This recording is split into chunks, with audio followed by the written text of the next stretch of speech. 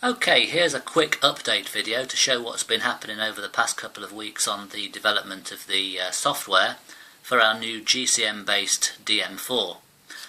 If we switch power on and go into normal running mode by pushing one button, you'll see that we've got things happening on the bar gauges now. Now, the actual bar gauges, of course, will operate as the usual bar gauges you'd expect, a bar moving left to right, but what we've done at the moment is we just put the software in place to make sure that we can read all the analog inputs, and these inputs, that is DC voltage, vacuum, oil pressure and the position of the two brightness control pots, they're all being displayed on these bar gauges as binary numbers. You don't need to worry about what binary numbers are, but you can look it up on the internet if you're interested. What we'll see though is that as we change the value, at the moment I'm changing the pot that controls the brightness. As I move it down, you'll see the value in that lower left gauge is changing because that's the one we've got monitoring the position of the brightness pot. We'll come down to a certain value and you'll see the actual brightness of the bar gauges start to fade out. You'll actually also notice a slight flickering on the video. That's not actually visible in reality. The reason you're seeing that is because of the frame rate of the actual video taken on the phone.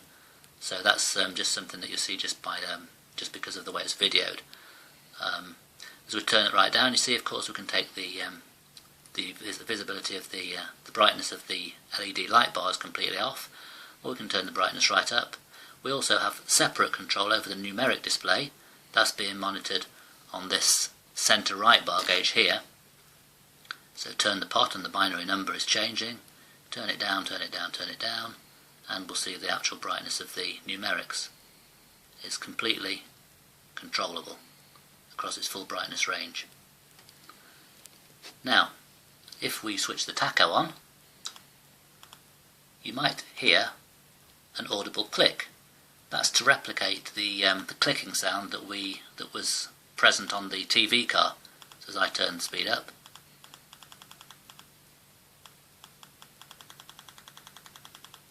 you'll see that characteristic click. We've limited the maximum speed of the clicks. We might need to make that slightly faster. Let's turn the tacho off for a minute and let's go into show mode, and you can hear that characteristic click in show mode as well. That clicking sound possibly could get irritating after a while, so there is a user option to switch it off or on in show mode and in normal running mode separately. And as you'll probably remember, we toggle between show mode and normal running mode at the touch of a button. By the way, brightness control, the way we've got it configured at the moment is by a pot that's hardwired to the board, but that's just to make it compatible with the old classic KOE harness.